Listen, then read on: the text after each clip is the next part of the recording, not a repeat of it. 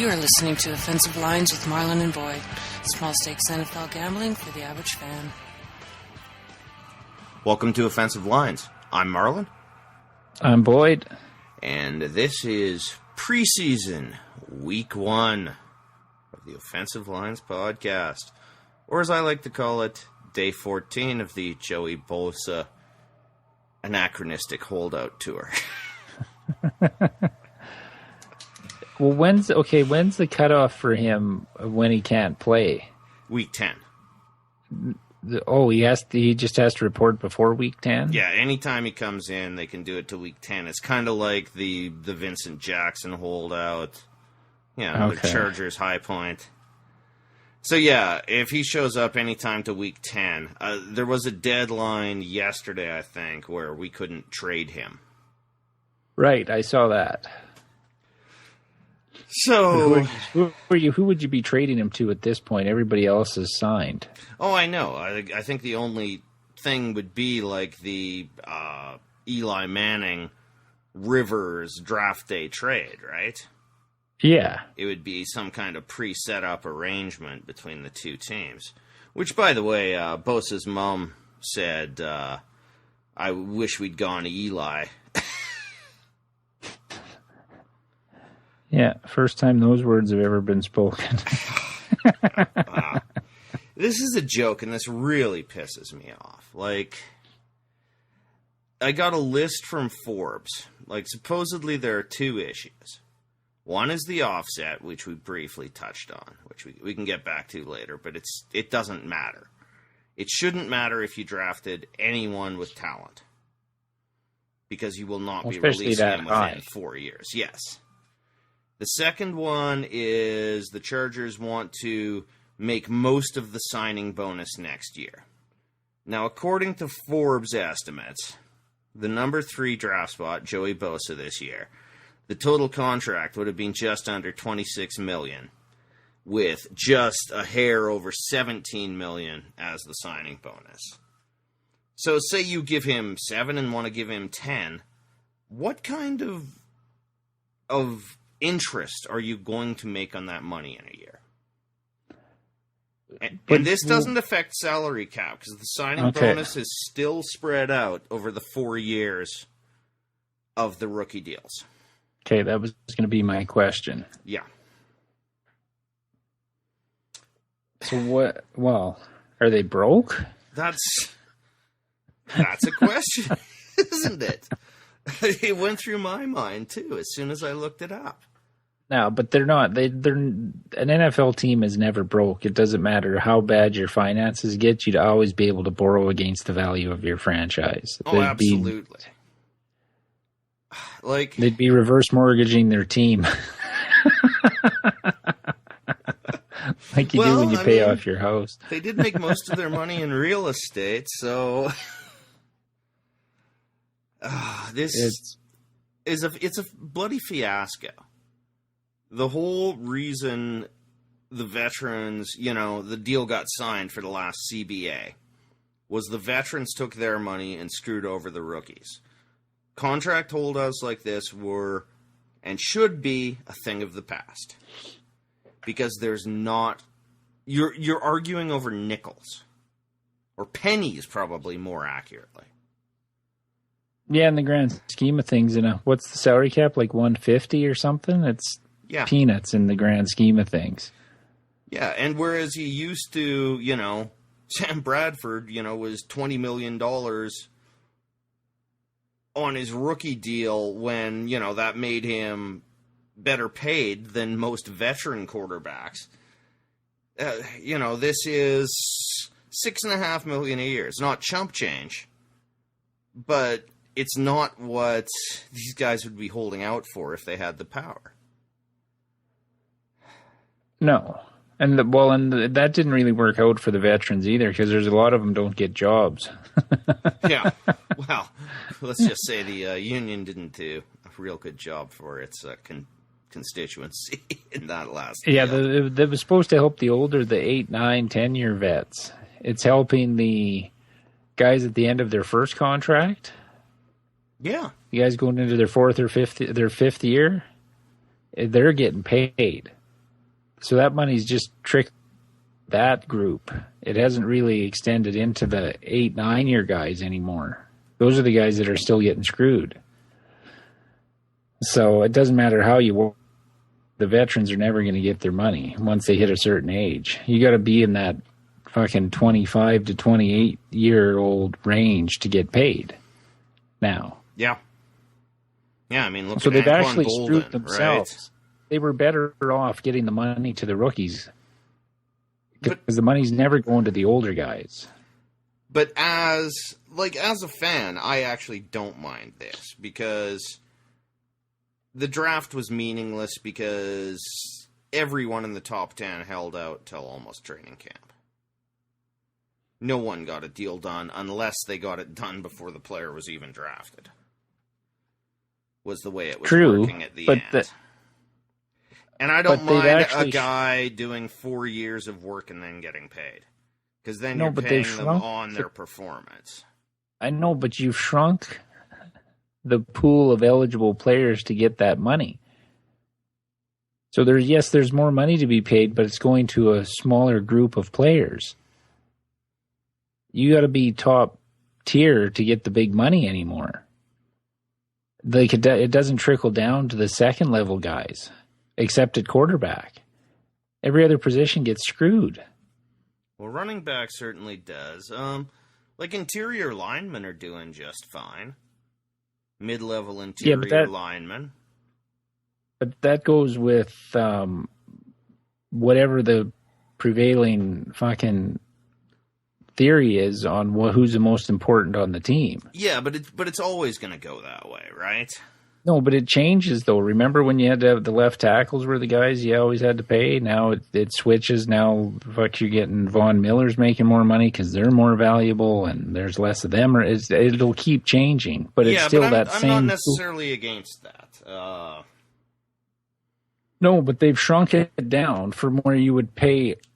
You would have each incoming class of 32 rookies would get paid. They're not paying 32 guys that kind of money anymore. When they get to their 4th and 5th year. You see what I'm saying? They've actually funneled the money to people than they had before. You had 32 guaranteed to get good money, or at least 20. And now they don't have to pay anybody after that. At least they were guaranteed that. The guys that were in charge of the union fucked that whole thing up, I think. Oh, well, you won't get much of an argument from me about that, but there were also an awful lot of people who were paid with no performance. Yes, but that's not your goal as a union. That's not your goal. Yeah, I'm speaking your goal is to get the most money. I'm not speaking as a player advocate. No, I know, but it's great for us. But for the guys that are getting their brains scrambled every Sunday, it's not. It didn't benefit them any. It benefited a few, which is usually how business works, right? Yeah. The top guys make all the money, and everybody else gets what's left over. But I think there would have been more people making more money in the old system, which is why the owners didn't want it. And they sold it to the players by going, oh, look at, you guys aren't making as much as this guy we just drafted. Well, that's for the rookies. But, I mean, the pool of what everyone is making is still higher if I've still never seen any attempt at enforcement of this 90% floor rule. No. Which would have been the thing that would have counterbalanced a lot of what you're saying. But that doesn't seem to exist from what I can understand. No, I'm not saying that. I'm saying the pool of players that get the big money, yes, they're paying people like Von Miller's getting like the richest deal for a defensive lineman. And these other guys there was another Tyrone Matthew got the second most guaranteed money for a safety ever. Like guys like that are getting paid really well. But that next level below aren't making the money they thought they'd be making with this CBA. You're getting the money. They're still paying the money out, but it's going to quarterbacks and then a select group of free agents. It's not trickling down, isn't evenly distributed. Like it used to be, the quarterbacks would make the most and then everybody else kind of slot in behind, but there wouldn't be that discrepancy. Now you're getting a handful of guys make big bank and the rest are well below it. And I think that goes against everything they thought it was going to do for the veterans. Like, unless you're a top tier free agent, you're not getting paid like you thought you would with the salary cap at 150. No, but a lot of that is just the bubble towards the quarterback, as you brought up. But that always happened. If you were an offensive tackle drafted in position 20, you weren't looking at a good deal then either, right?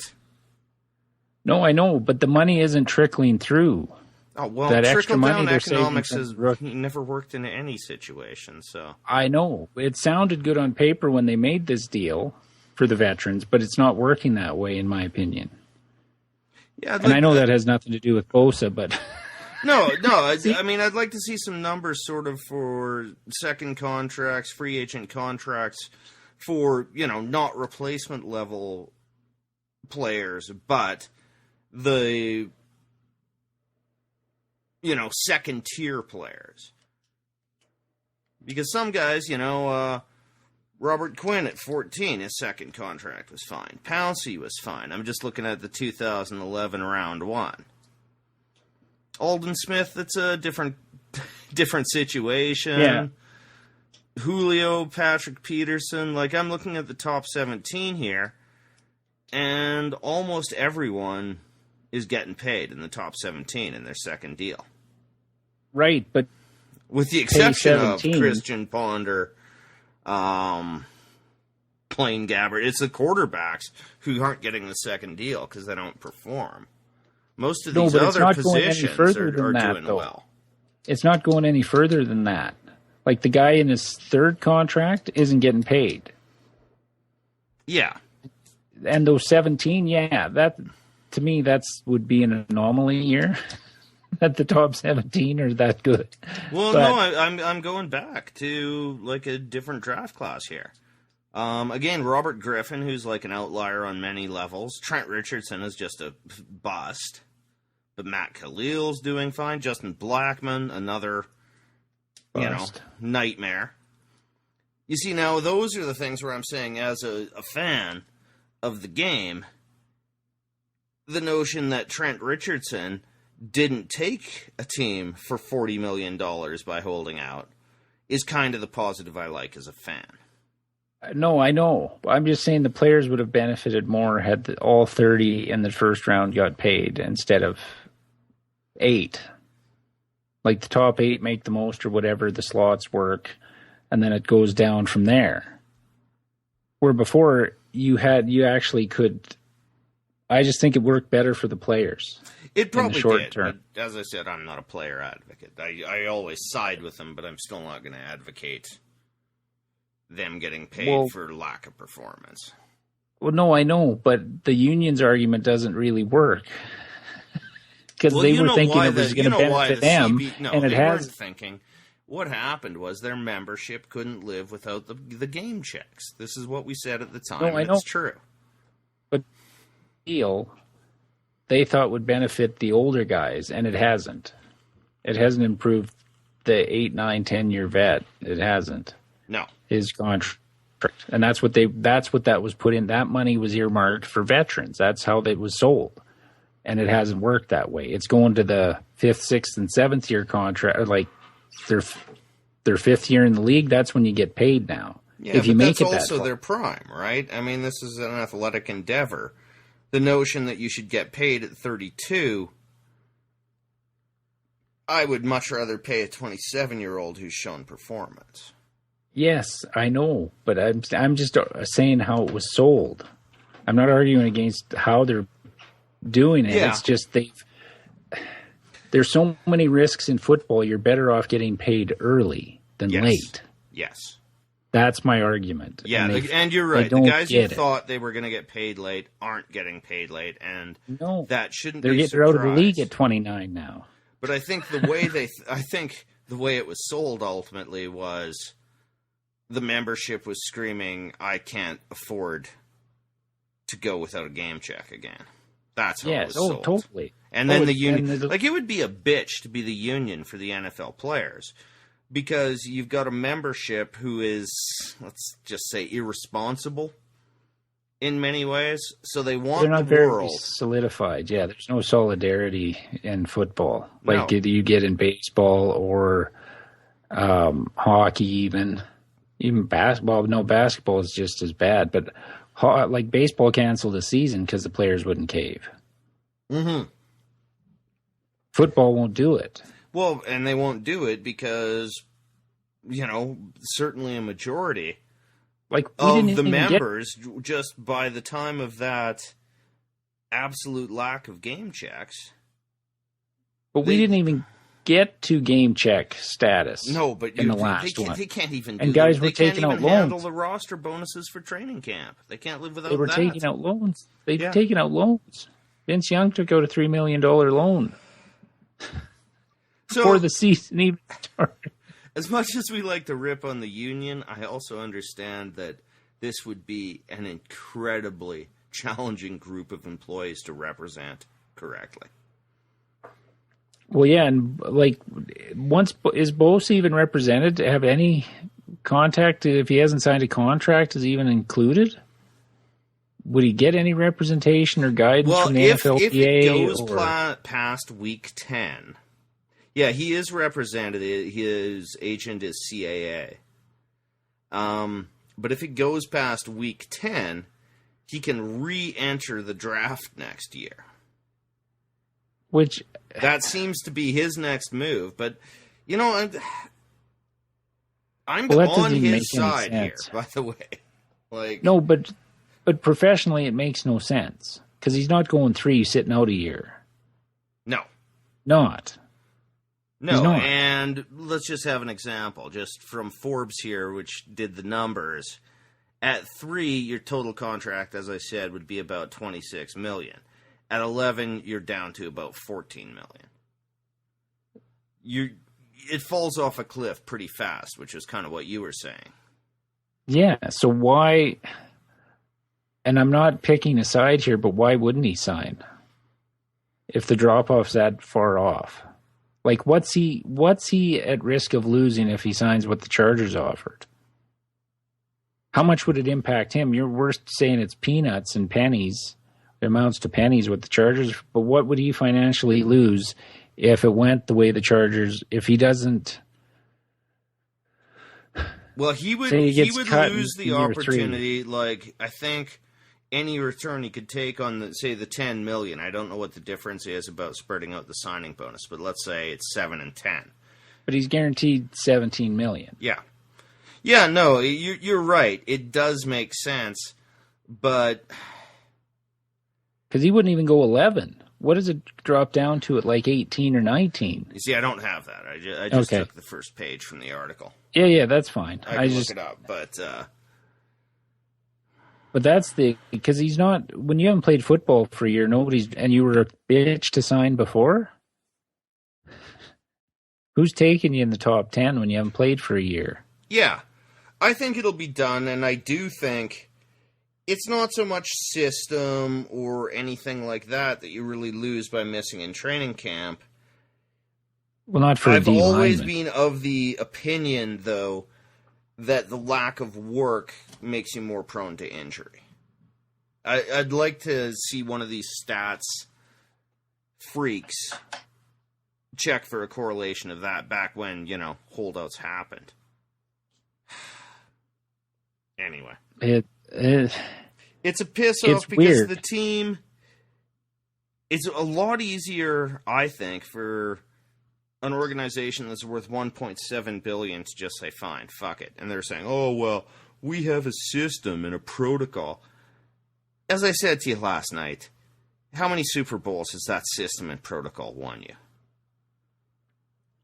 Yeah, but I'm going to play, and I've been on the side of the players the whole time. I'm going to play devil's advocate here and say, with the drop off in what he could earn from this year to next, if he drops past 11, it doesn't make any sense for him to be not signing the deal. Yeah. Like, if you think you're that good, it's not. None of this is going to come into play. Well, that argument can go both ways. I mean, right. That's what I'm saying. Like, if he thinks he's valuable and over this fucking bullshit, then you should be willing to sign it and just prove everybody, and then just fucking walk.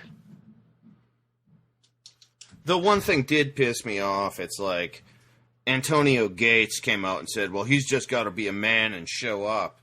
Well, Gates, you had a holdout in 2005. You didn't come back till August 23rd. Mm-hmm. So. Yeah, but that's spoken like a man with a year or two left that wants to win some football games. Yeah, I know. Like, I understand where it's coming from, but fuck this be a man shit. Well, no, but my argument that if you believe in yourself that much... For your own self-interest, and if the team pisses you off that bad, after 5 years, because they'd have, the fifth-year option on them at probably $12, $13 million,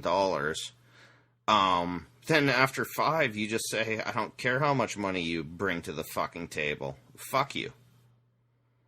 If your team relationship is that poisoned.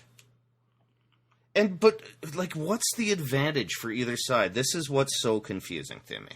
There isn't any. And we were talking about this last night. There has to be some other motive from the Chargers side to fight this hard over this little of money. Yep.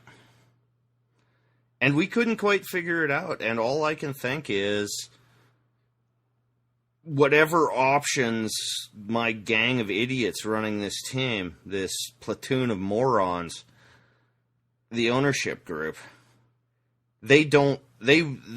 this almost seems like they are sabotaging their own purely symbolic effort to get a stadium in San Diego.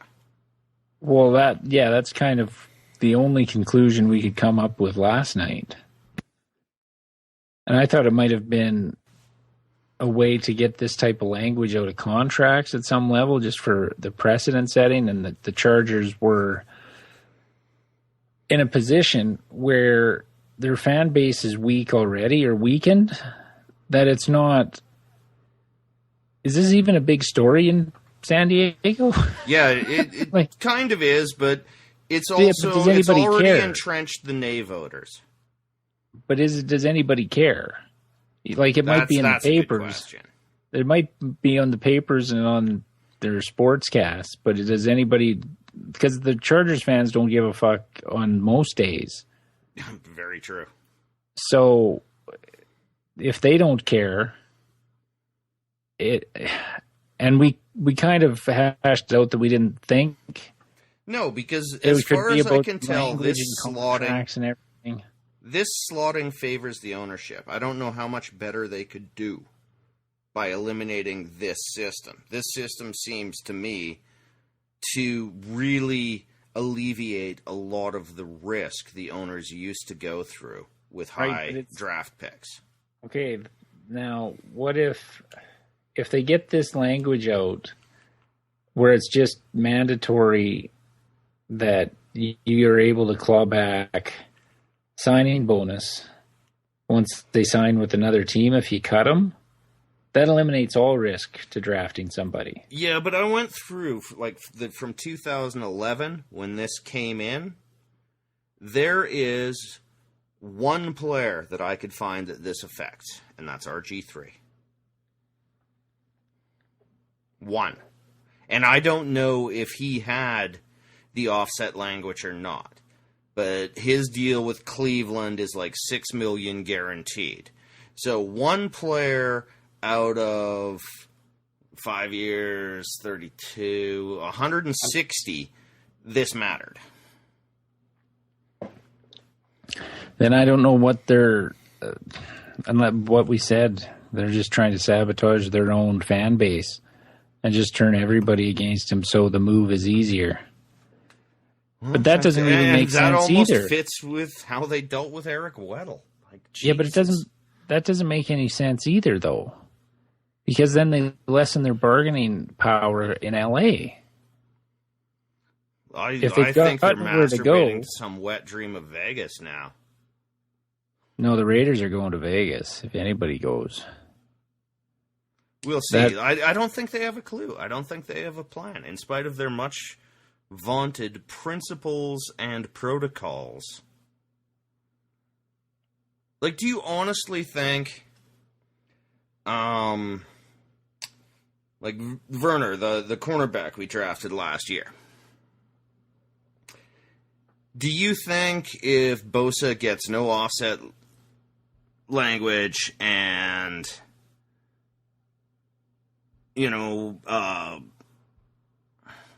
No, but did Werner get that clause put in?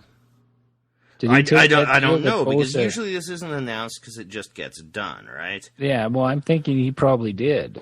But Melvin Gordon, maybe. But do you think if the offset language is there and Bosa doesn't have to deal with the offense, what does that affect in terms of team chemistry? Like, the Chargers are trying to sell this on such a bill of goods. Well, we don't want to do something for one player when we don't do it for another. Well, actually, yeah, you do. I mean, stars get paid more.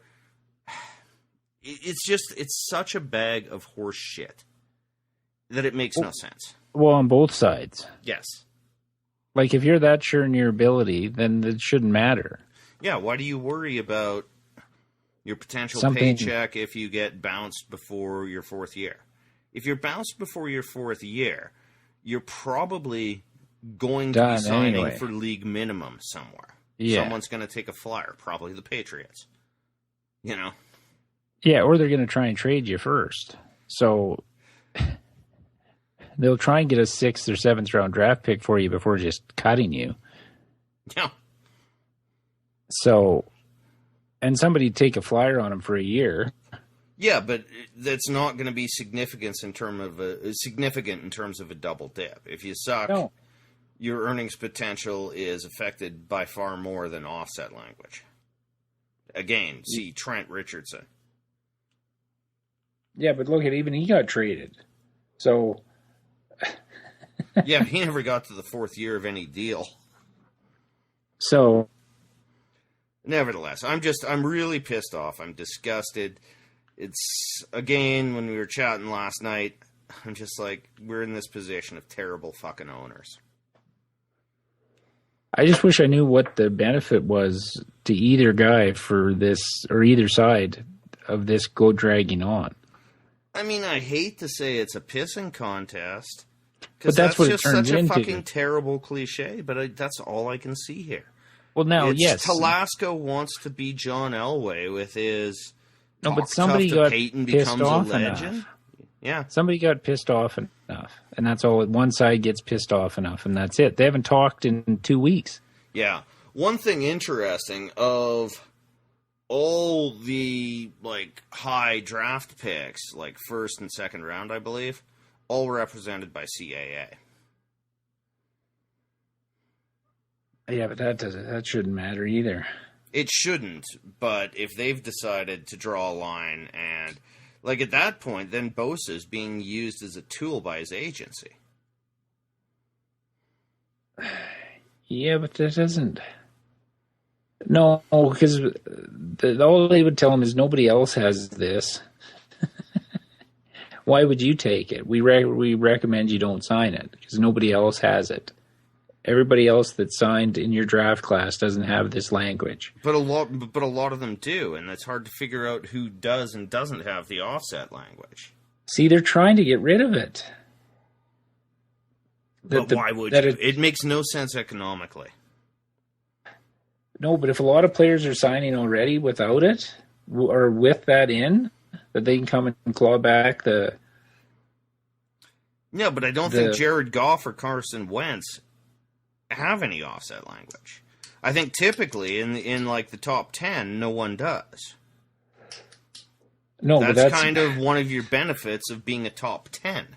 Yeah, I know. And why, if I'm a team, I'm thinking, well, either we have no idea what we're doing and this is important to us financially, or we accept that our first round pick, we're taking a flyer. We're showing some faith in them.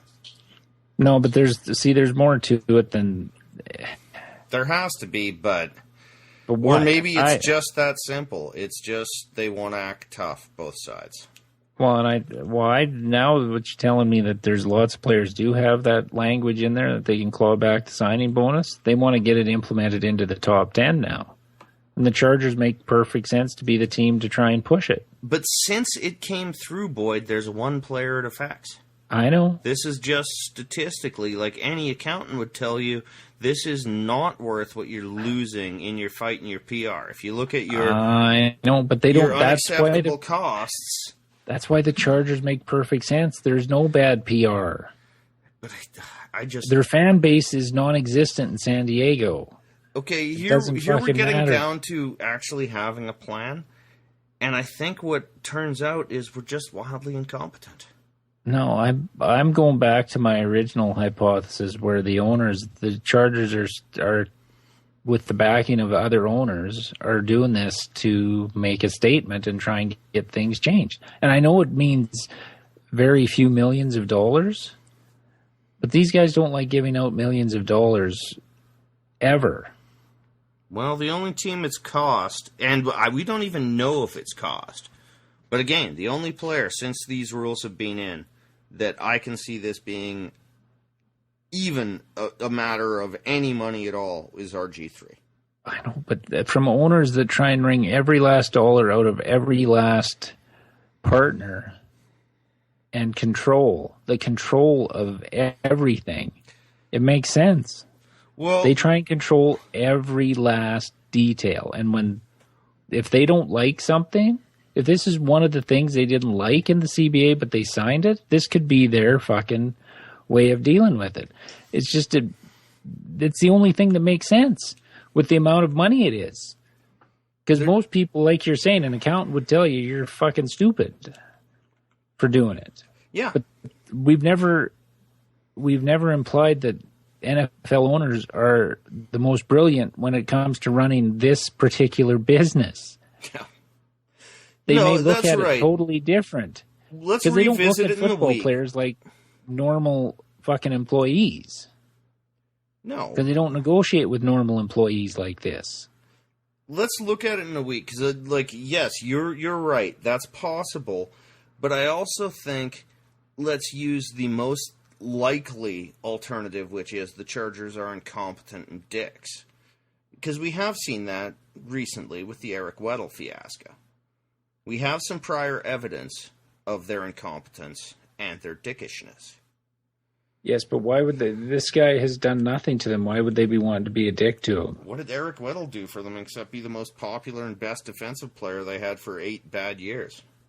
I know, but I'm just saying that they at least had an excuse with Weddle that they could float out through the press. Yeah, that went over well. That speaks to their incompetence. But what I'm going to do, though, in the week, though, is I'm going to find out everything I can about Goff, Wentz, Elliott, Ramsey, all of these guys, and see what their situation is on offset language, if I can find out.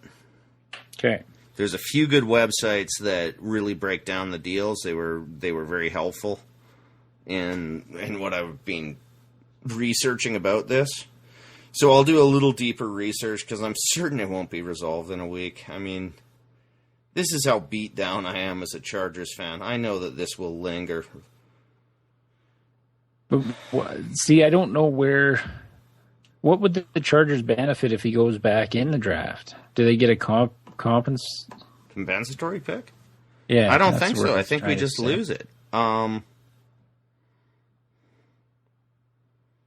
that's till week 10. I mean, no, I know it's a long ways away. This but goes before the season, but yeah. Oh no, I don't totally. But I'm just wondering, do they get a pick?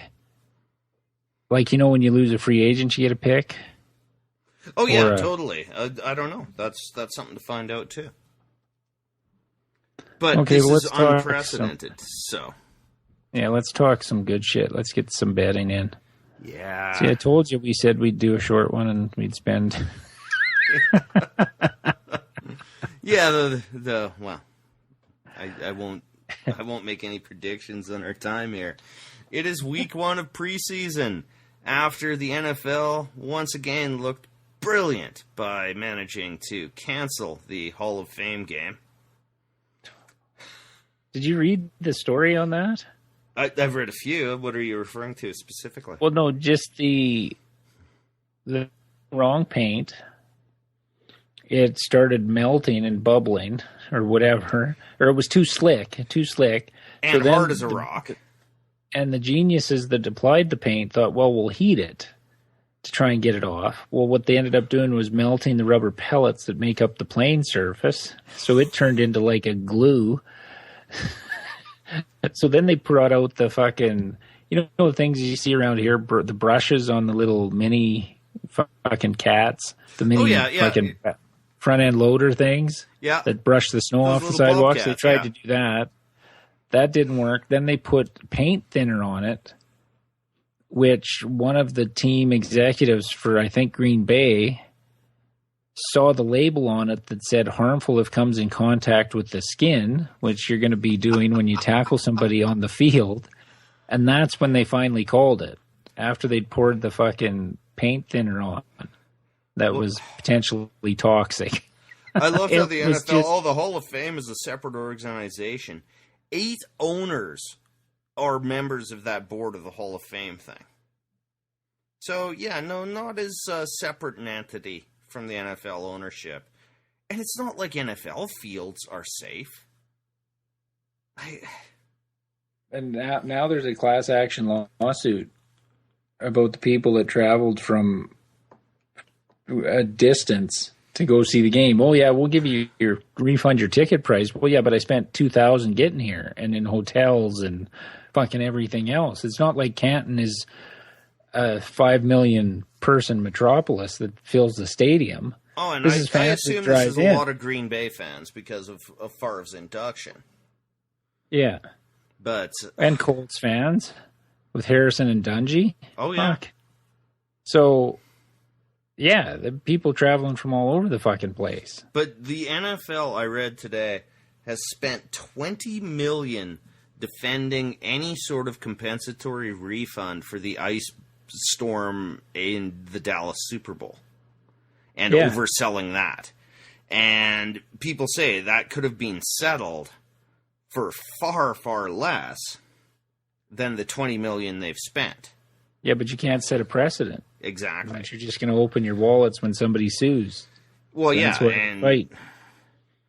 But believe me, I'm sure they pay a fee just like any franchise business to a legal fund.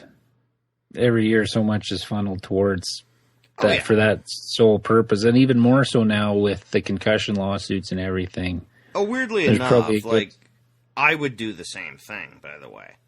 No one's getting a quick and easy settlement out of me if I'm this monolithic entity. It's exactly the same thing I would do.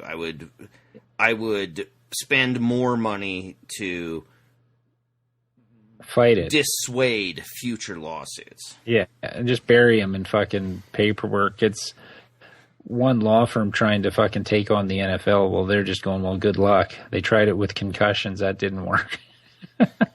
So, but there are preseason games. So, preseason, we just bet 2 games, and preseason is almost impossible. The best thing we've found is the preseason record of coaches, which I've taken from a site called WalterFootball.com. We had been winless in 3 years, or was it only 2 in our preseason bets? Then we found this chart at Walter Football, so shout out to that site for compiling this data on coaches. And since then, I think we've actually turned a profit on preseason. Yeah, the last 2 years. I think we only lost 1 game last year. That was 2 years ago. If I'm recalling. Okay. Last year was off. But in any case, it's a great tool, and he went through the work to compile this or wherever he got it, but it's on WalterFootball.com. Best tool we found for preseason gambling. And in theory, you probably shouldn't even be betting on preseason football. Yeah, that's kind of like saying... I prefer a 40% bleach concentrate for the needle I'm sticking fentanyl into my arm with. It's the safest way to do it. And if we didn't have a podcast, we probably wouldn't be betting preseason either. No. We need content, people. And we're so hungry to gamble at this stage. Yeah. But, okay, so between the chart and looking at the numbers, first game I kind of like, and there's a little more of an argument to it than that. I like the Detroit Lions +3 at the Pittsburgh Steelers. Yeah, that was one of the ones I'd kind of earmarked just because Pittsburgh said they were resting almost everybody. That hardly any starters were going to play. They've got nothing to prove. The Steelers are a good football team. Tomlin started off great when he was establishing his coaching career, right? But in the last 3 years, he's gone 2-11 in the preseason. Okay, well, that sells me. Meanwhile, Jim Caldwell, well, he started terribly, but that situation in Indy, I still don't think he's a good coach. But he's gone 6-2 in his 2 years with the Lions. Yeah. And we're getting points. Yeah. And I just don't think the Steelers have anything to prove. The Lions have an entire raft full of receivers that have to get work. I think they'll extend Stafford's possessions a little, like his appearance in the game. Yeah, he might play more than one series, which that would be extending him for the first preseason game. Yeah. Who's their backup quarterback? Do you know? Or third string usually plays the second half. Yeah, I don't know. I don't know Pittsburgh's backup either, to be honest. It was it's Vic what's his face last year, but no, who's the dude? Oh fuck. From Alabama. Or no, Oklahoma. The fuck's his name? I can't place him, but that's... Oh, wait, dude. They've been practicing together, for the last week. But things like Antonio Brown torching Darius Slay, it's not going to matter because I wouldn't put Antonio Brown out there. No. Well, they've got so many questions at receiver this year. New tight end they're going to be working in. Yeah, but he's physically unable to perform. They're down to the fourth-string tight end. Right, and Bryant's out. Martavis Bryant is gone for the year, isn't he? Yep. Or 10. A year 10. And they lost another guy for 10. They've got 2 receivers are suspended. And Le'Veon Bell is out for 4. Yeah. So... And we're getting 3 points. I like this game. Yeah. Yeah, no, I'm ready to book it. Yeah, even though our online bookie is down for maintenance at this moment. Which is why we're doing the podcast tonight, because they were down for maintenance last night. We thought, it'd just be a one-time thing. They didn't say we'll be down for the next 3 nights, or we would have just done it last night like we're doing it tonight. Now, the numbers I'm citing, by the way, are actually from yesterday, but I can't see a lot of play. No, I really like this bet, too, also, because we're getting +100. Ooh. We're not even laying any vigorish on this bet at +3. Oh, I like that. Even better. Yeah. That's a good one. See, you did way more research than I did. I was just trying to think which teams have something to play for or want to have a fast start.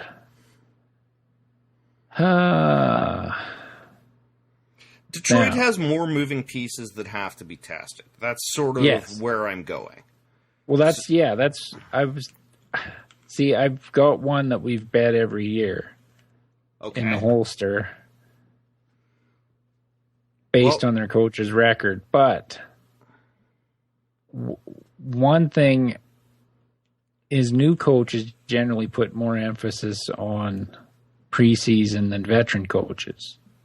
Yes, that's kind of what I referred to with Tomlin when he was trying to establish. Yeah, I'm in total agreement.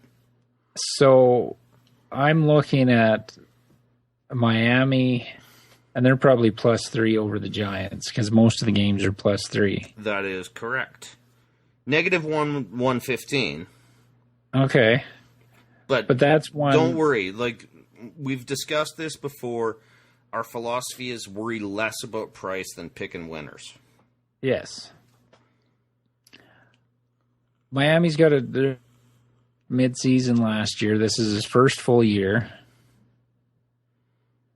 So I think they're going to be a little more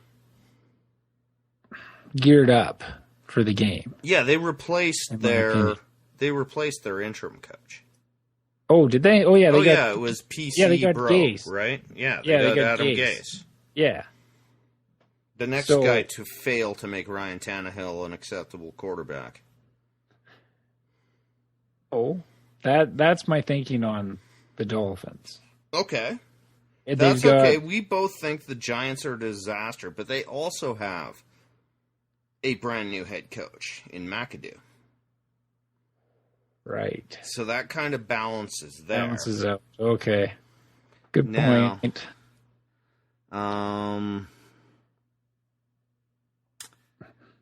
See how much prep I did? That's fine. No, the price isn't good enough for that. McAdoo has no record. Who the hell did they end up? It was Gase. I don't think he'll have any record either, right? No. He's never been a head coach before. No. So, my alternative to that is the Washington Redskins, where Jay Gruden is a nice 6-2 in his 2 years as head coach,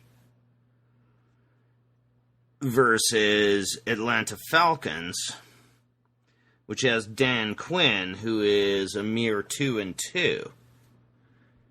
And I actually think Washington is a more talented team as well, and we're getting 3 points, also at -115. That's not bad. Because Atlanta behind Matt Ryan, there's not much there. Julio Jones. No, how much are you going to work Julio? You'd be mad to work Julio. You're not going to work him. The running back that got hurt last year will probably get a lot of work. That's true. At least a quarter. Devontae Coleman, and Freeman won't play a lot. Yeah, anyway, they'll probably Coleman split carries versus Freeman. I think I was combining their two names, but but they'll probably split carries in the first half, maybe, but probably only the first quarter because they're so gun shy now of getting guys hurt. That's what makes this a bitch. Yeah, especially because most teams barely practice with contact now. Yeah. I still can't believe we're in a world where 4 preseason games exist. Nah, that's just money. They make the season ticket holders buy them. Yeah, I know. That's just money, and everything they spout about their other motivations you can just point to this and go, why? No coaches like it. Can you tell me what the record of Marvin Lewis is in the preseason? He's about 50-50. I'll get you the exact number here. And then Zimmer, he's 28-25, and he's gone 5-3 in the last 2 years. And Zimmer is a good one. Zimmer has gone a stellar 8-1. I actually considered this game too. I like this one. And the other angle, what made me look at it? Okay. Zimmer used to coach for Lewis. There's a little zip there. Okay. And you know that the team will play harder for the coach knowing that he used to coach in Cincinnati. The old going back to face your old team thing. Yeah. Again. And I've seen it in the Arizona Cardinals thing. Yeah, but they lost talked all about those it. games. I know. They lost the game to the Steelers, but it's talked about. So I'm saying, like, even the third stringers are going to be given a little extra. Yeah. I think both of these guys are good coaches, too. You there? Yep. No, I Sorry, do too. I heard a clunk on the mic, so I thought maybe you were gone. No, I like this as well. I probably like it more than Redskins-Falcons, which is more of a wild card. Both Minnesota and the Bengals are solid teams who are going to get their starters out of there relatively quickly. Yes. So put that one in the mix. What is it, Minnesota +3? Yeah, and the same -115. I actually prefer that. Okay, then, do you have any other ones? No, nothing. Okay, then the old standby, just to bring it up. It's almost like a legacy bet at this point. Carolina versus Baltimore. The old Harbaugh? What's Harbaugh's record the last couple of years? Last year he was 1-3. Before that, he was, a pretty solid king. He's 20-12 overall. But after last year's injuries, I think he's going to get much more risk averse. And we saw what the backups in Baltimore were capable of, and it wasn't much. Yes. Now, just as a bizarre wild card, I don't think it's going to be better than either our Skins at Falcons or Vikings at Bengals. But Chip Kelly's got a lot to prove. And he has two quarterbacks. I think they're going to get a half each, honestly. Well, yeah, they're listed as co-starters on the depth chart, which is a joke anyway. Yeah. Putting out a depth chart at this point. But I do But think that's just strictly for gambling. Well, it's just for gambling. Yeah. The depth charts in week 1 of training camp are strictly for betting on preseason games. I don't mind that one with Gabbert and Kaepernick, who are going to play at least a quarter each. But we'd be laying 3 points there. Yeah, but what's Houston going to fucking play? Watt's out for fucking who knows how long. DeAndre Hopkins, they're not going to mess with that running back they got from Miami. No, what's Houston's preseason record the last couple of years? Okay, I think... Let me just see here. Because watching Hard Knocks, I don't recall them winning a bunch in the preseason. No, I did like their coach, though. I'll stand by that. Yeah. There, Bill O'Brien he's a 4-4 record. Whereas Chip Kelly... No, this is all with the Eagles, is a 7-5 record. But he's never been under the pressure. He was the anointed one, right? For 2 years in Philly. Well, I'm just thinking conditioning-wise. His team's probably better conditioned already. Yeah? Well, the way they make him run... Yeah? I've watched Hard Knocks enough to see these guys fucking gasping in the fourth quarter. Gasping? This is the first puke. the first real work they're getting, these rookies. Ah, fuck. Because Chip Kelly's offense can play with... It works well for inexperienced quarterbacks. Because there's not and a lot... marginal quarterbacks, right? Yes, yeah. So... Okay, so we've got... Let's get rid of the Skins. There's Skins Atlanta. I still don't believe in the Skins. Yeah, fuck that one. I'm not a fan of So then we've got Minnesota over Cincy and Niners over Texans. What do you like out of those two? And we got Detroit. Well, we already agreed we like Detroit at +3 100 at Pittsburgh. I thought that one we decided on. I think we just go with we'd keep the points. Yeah. Like 8-1 in the preseason, is that what you said, or 7-1? for Zimmer. 8-1. Yeah, they must have played the Hall of Fame game last year when it was played. Yeah. Okay, let's take Zimmer +3 then. Yeah. And I can't tell you what they're paying.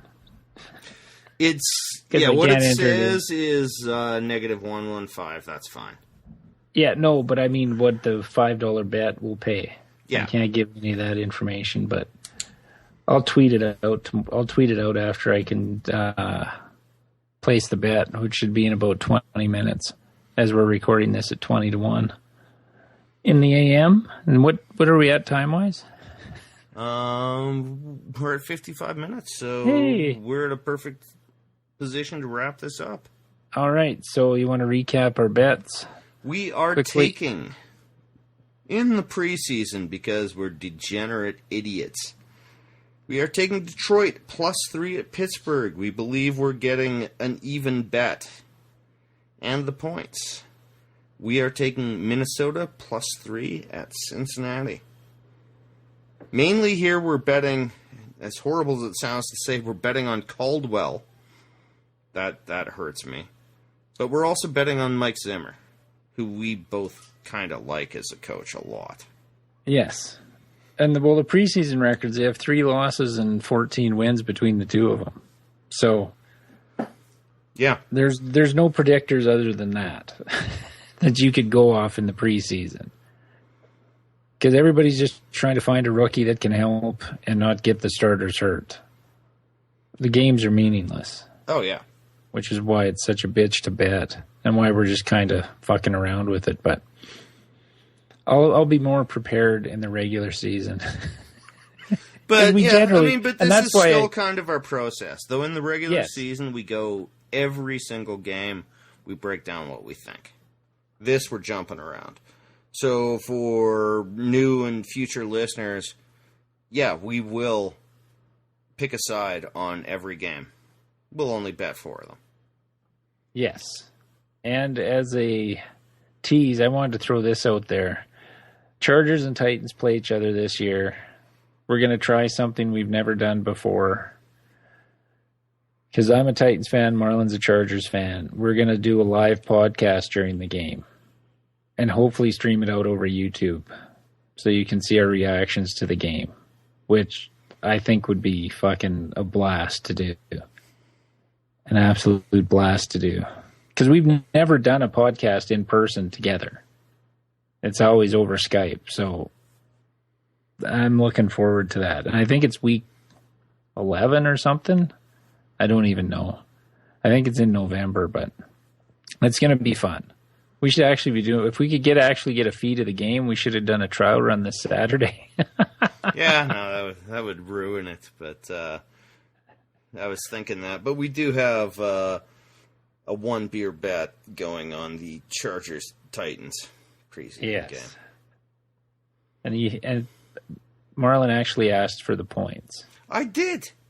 Or I want 1.2 beer as my payoff. On a friendly bet. There's no points. All right. No points on a friendly bet. All right. If you want to check out the podcast, you can listen to it on iTunes or Stitcher for your Android device. On our website, offensivelines.ca. Follow us on Twitter at Offensive Lines for any updates to our blog posts or when a new podcast is available. Our personal Twitter accounts at OLinesMarlon or at OLinesBoyd, and you'll be seeing more Cubs and Olympic stuff from me than football right now. Facebook.com/Offensive Lines, and if you want to send us an email, it's offensivelines@shaw.ca. I'm Boyd. I'm Marlon, and that was Offensive Lines Preseason Week 1. Degenerate fucking gambler.